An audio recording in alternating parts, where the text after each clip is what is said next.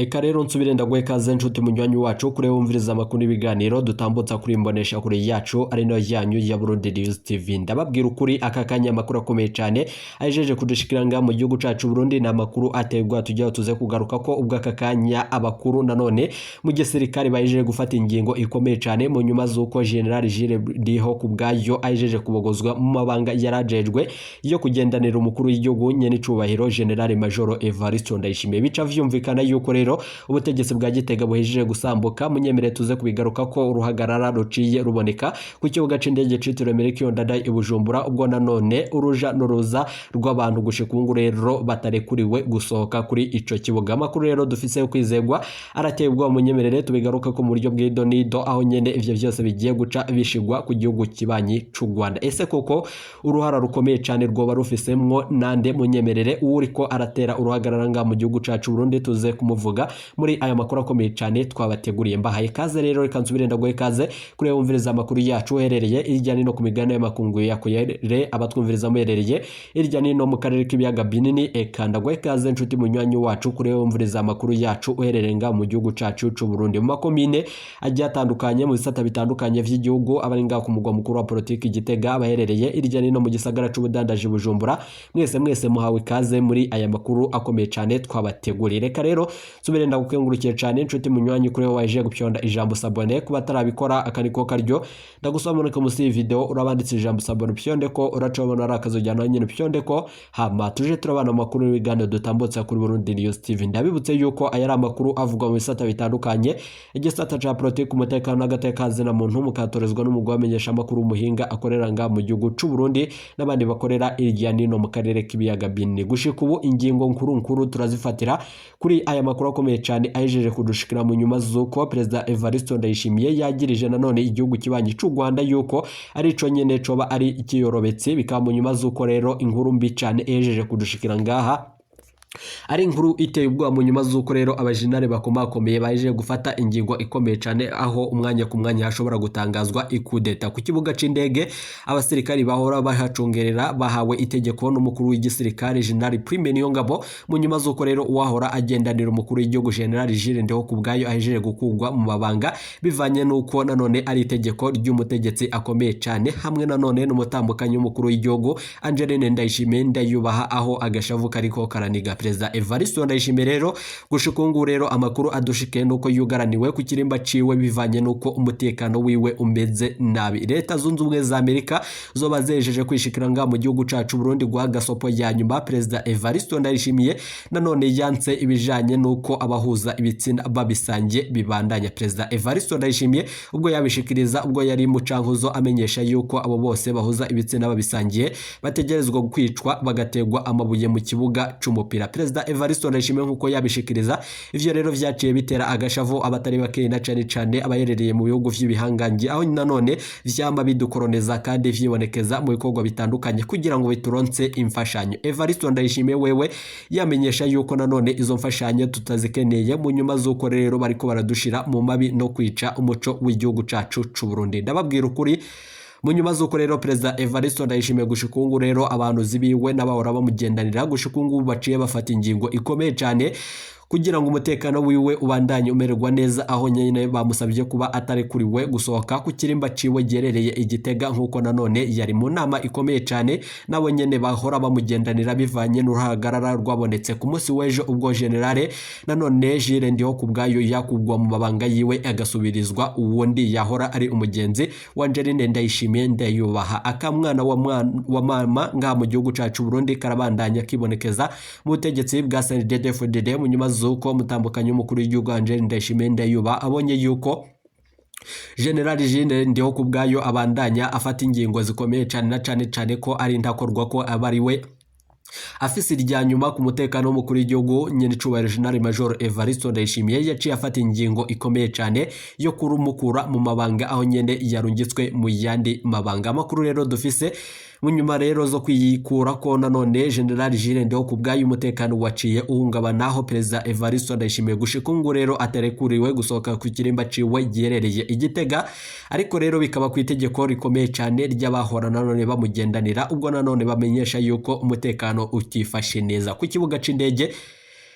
citiriwe Melchior Ndadaye i Bujumbura. Biravugwa yuko rero hoho ibintu beje gukomera cyane mu nyuma z'uko rero n'imigambwe yatanguye gushamirana, aho nanone iyo mishamirano igiye gukwega akarambaraye gashimikiye ku gihugu kibanyi c'u Rwanda. Munyemere rero tubanza dutangurire kuri ayo makuru kandi tubashitsa ko idonido kuri ivyo vyose biriko birakwiragizwa, aho nanone imigambwe itandukanye nga mu gihugu cacu Burundi habonetse umugambwe nanone umugambwe wa EPDR nanone usaba leta y'u Burundi nanone y'u Burundi kudasubira kuganira n'igihugu c'u Rwanda ndetse ikanahagarika nanone imigenderanire n'ico gihugu kibanyi, kubera ko nanone u Rwanda rwanse gutanga imisore yakoze imyiyerekano mu mwaka wa 2015 maze ubu ngo ifasha abagwanyi b'umuhari Red Tabara. Gilbert Banza Witonde arongoye uyo mugambwe akabasaba kandi ko leta y'u Burundi yotangura kurimbura na cane inyungu Burundi bwobo bukura na cane mu muryango wa Afrika y'ubuseruko EAC, ryo kuri rero zoba nanone zifitiye akarusho igihugu ngo atari uko naho rero bikaboneka mu yuko rero ico gihugu c'u Rwanda coba kigiye kwiyorobeka kibandanya giterera uyo mugwi Red Tabara. Ivyo rero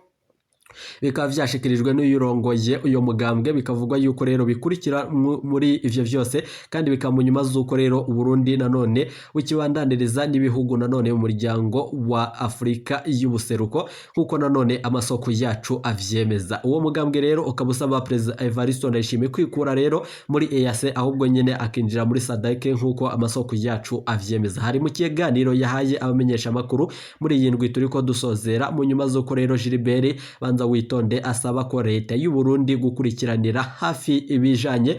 n'uruja n'uruza rw'abava mu gihugu kibanye c'u Rwanda, harimwo rero n'amashiramwe mpuzamakungu mu gihe igihugu kiriko rero citegurira ukwinjira nanone mu bihe vy'amatora. Uwo nanone arongoye uyo mugambwe agatangaza yuko ico gihugu c'u Rwanda coba kigamije nanone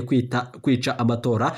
kikaba rero ngo kigambiriye ivyo vyose mu ntumbero yo gukura ko ubutegetsi bwa President Evariste Ndayishimiye nkuko amasoko yacu avyemeza. Ivyo vyose rero ndabibutse yuko rero biriko birashikirizwa n'abashigikiye President Evariste Ndayishimiye mu nyuma z'uko rero bamwe mu batamushigikiye n'abandi bari mu ruhande rumushigikiye, ariko nanone nka Colonel Sanitaire Reverien Ndikuriyo wewe yama avuga yuko adakwiye kwibonekeza ibijanye no kwagereza ico gihugu nanone c'u Rwanda kuba nanone coba kiriko kirateza umutekano mukeyi ngaha mu gihugu c'u Burundi. Mbibutse yuko rero Banza Witonde akabasaba kandi leta y'u Burundi kudasubira kugirana ibiganiro na bimwe ku gihugu c'u Rwanda, nyabona ikifatanya ndetse igakomeza nanone imigenderanire myiza n'igihugu kibanyi ca Kongo, kandi kuko rero ico gihugu camye kigaragaza umubano mwiza. Niko rero ashikiriza avuga yuko u Rwanda rero ari igihugu kibi cane na cane ngo coba giteza umutekano muri kikeyi ngaha mu gihugu cacu c'u Burundi. Akabandanya avuga yuko Kongo ariyo nyene igihugu kiza gishobora nanone kugira ico gishikiriza ku gihugu cacu c'u Burundi. Ivyo rero warongoye nanone uyo mugambwe yabitangaje inyuma yaho umukuru w'igihugu Evariste Ndayishimiye amenyesheje ko igihugu c'u Rwanda arico nyene kiriko kirashigikira congera gucumbikira umuhari Red Tabara, umuhari uheruka gukora igitero co muri zone Gatumba mu mpera z'umwaka wa 2023 maze rero gisigamwo ubuzima nanone bw'abantu bashika 20. Hagati aho amakuru ateye ubwoba mu nyuma z'uyo mugambwe hari uyundi mugambwe ukomeye cyane nga mu gihugu cacu Burundi MSD, nyuma yuko rero uyo mugambwe usanzwe utavuga rumwe n'uri ku butegetsi wa CNDD-FDD ubona yuko umukuru w'igihugu Evariste Ndayishimiye adakwiriye guta nanone imirarwe ku gihugu kibanye c'u Rwanda, kuko rero ingorane z'ubukene zugarije abarundi n'Uburundi muri rusangi atari igihugu c'u Rwanda cabiteye. Umuvugizi rero uyo mugambwe nanone Epitase Nshimirimana abona ko u Rwanda rutoba icitwazo cibura ry'igitoro mu gihugu n'izindi ngorane zihanze igihugu cacu c'u Burundi. Mu kiganiro rero yahaye abamenyesha makuru bacu, Epitase Nshimirimana yagize ati ku kibazo cerekeye amajambo twebwe tubona ko ateye isoni ya President Evariste Ndayishimiye umukuru w'igihugu ariko arakoresha mu kwagereza igihugu c'u Rwanda, twebwe tubona ko rero biva nanone mu bibazo umurengera vyugarije ubutegetsi bwa Ndayishimiye uno munsi adashobora gutorera inyishu. U Rwanda rero tubona ko ruriko nanone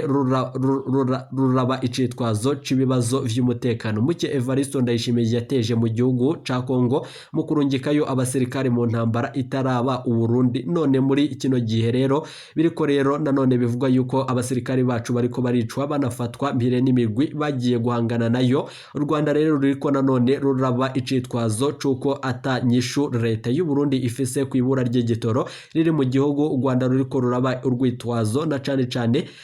rw'uko nanone leta ya Ndayishimiye atanyisho ifise yibura ry'amafaranga y'agaciro, atanyisho ifise y'ubukene bwatanguye gutuma abarundi uno munsi bicwa n'inzara. Uyo muvugizi rero uyo mugambwe abitangaza inyuma yuko rero yaho mukuru w'igihugu Evariste Ndayishimiye wewe abandanya yagereza ico gihugu kibanye c'u Rwanda kwigisha abicanyi bo ngaha mu gihugu cacu c'u Burundi. Ndababwira ukuri rero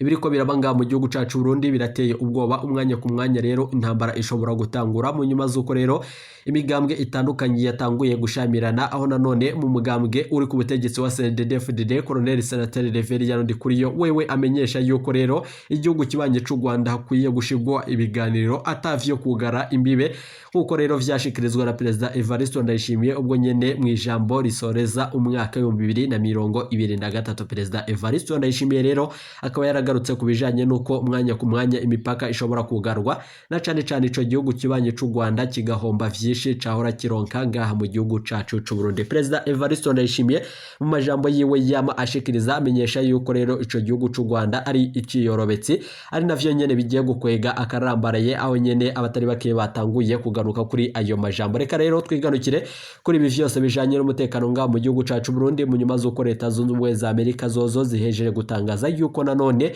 Perezida Evariste Ndayishimiye yavuze ijambo rikomeye cyane kandi rikomeretsa abatari bakeya na cyane cyane rivuga yuko rero abahuza ibitsina none babisangiye abo bose bakwiye kwicwa ngaha mu gihugu cacu Burundi mu nyuma zuko rero biboneka yuko abo boba bariko nanone barica umuco w'igihugu cacu c'u Burundi. Mbibutse yuko abanyagihugu batari bakeya bishimiye iryo jambo rya Perezida Evariste Ndayishimiye, ariko ubu ngubu rero leta zunze ubumwe za Amerika zikaba zaciye zirondegeka intumwa yazo na cyane cyane bivugwa yuko rero yashitse nga mu gihugu cacu Burundi ubwo uruhagarara rwaciye rutera nanone ku kibuga c'indege citiriwe Melchior Ndadaye i Bujumbura, aho nyene gushikungu rero ingenzi zinjira n'izisohoka mu gihugu gushikungu rero ibintu bihejeje gukomera cyane, aho nanone bivuga yuko rero Perezida Evariste Ndayishimiye yoba ashitse aho umwasi ashaka. Evariste Ndayishimiye bibaye mu nyuma zuko rero indege yaturuka mu gihugu ca Kenya gushikungu rero yaciye nanone ihaguruka ku kibuga c'indege citiriwe Melchior Ndadaye i Bujumbura atangenzi ifise bivanye n'umutekano mukeyi. Nanone Perezida w'igihugu ca Kenya William Ruto nanone yaraje gutangaza yuko rero leta y'u Burundi igiye guhura n'akaga gakomeye cyane, yipfuza yuko rero imigenderanire hagati y'igihugu c'u Burundi n'igihugu ca Kenya yo hagarara. Ivyo vyose rero bikaba vyace bitera agashavu abatari bakeyi mu nyuma zuko rero hagiye kubandanya ibiganiro hagati y'imigambwe itandukanye. Mu nyuma zuko rero umugambwe wa FDD CNDD bivugwa yuko rero amakuru akomeye cyane ahijije kuvamwo ari amakuru ateye ubwoba. CNDD FDD mu nyuma zuko rero hariko arabonekamwo injyane bivugwa yuko rero zishamike ku majambo ya Perezida Evariste Ndayishimiye, aho Colonel Senateri Reverien Ndikuriyo wewe atumva kumwe na Perezida Evariste Ndayishimiye kubijanye n'iyo ntererano ihabwa Red Tabara yagirizwa igihugu kibanye c'u Rwanda. Dufatiye kuri ivyo bintu biriko birama biboneka nga mu gihugu cacu Burundi, kandi dufatiye ku majambo akomeye cyane ya Perezida Evariste Ndayishimiye, biraboneka yuko rero ibintu vyo bigiye kubandanya bikomera cyane aho gutoregwa inyisho. Perezida Evariste Ndayishimiye rero gukemura no gutunganiriza abene gihugu ibibazo vyugarije ibi vyose rero biba biriko vyama biboneka nga mu gihugu cacu Burundi, aho ubwo wewe yama aboneka mu majambo akomeye cyane azotuma abanyagihugu dushamirana kandi ivyo vyose bitari bikwiye. Evariste Ndayishimiye rero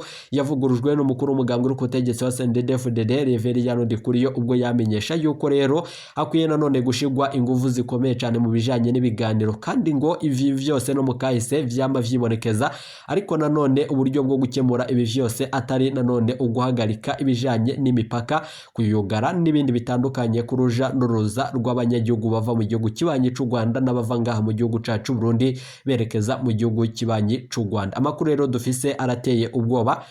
Reka twiganukire ku ruhagarara rwatangujwe n'abasirikare bakomakomeye nga mu gihugu cacu Burundi, aho batangaje yuko nanone ku kibuga c'indege ibintu bejeje gukomera. Perezida Evariste Ndayishimiye rero akaba afise ubwoba n'igishika yuko ubwoba nanone buriko burategwa n'abasirikare batari bake bahora bamugendanira, aho nanone General Jules Ndihokubwayo yatangaje yuko nanone yoba agiye gukurikirana ibibazo bitandukanye biriko biraboneka nga mu gihugu cacu Burundi mu nyuma zo gukugwa mu mabanga yo kugendanira umukuru w'igihugu nyene icubahiro General General Major Evariste Ndayishimiye. Ndibutse yuko rero General Jules Ndihokubwayo mu minsi yaheze ari we nyene yahagaritse nanone ibijanye no gutembagaza ubutegetsi, ariko Perezida Evariste Ndayishimiye akaba yaciye afata ingingo ikomeye cyane yo kumukura mu mabanga yo kubandanya amugendanira. Mbibutse yuko rero hari mu gisabo cy'umutambukanyi w'umukuru w'igihugu Angel Ndayishimiye Ndayoba bivanye nuko General Jules Ndihokubwayo yahora yagereza uyo mutambukanyi w'umukuru w'igihugu Angel Ndayishimiye Ndayoba kuba akoresha ibikorwa nanone akora ibikorwa bitandukanye, kandi akaba nanone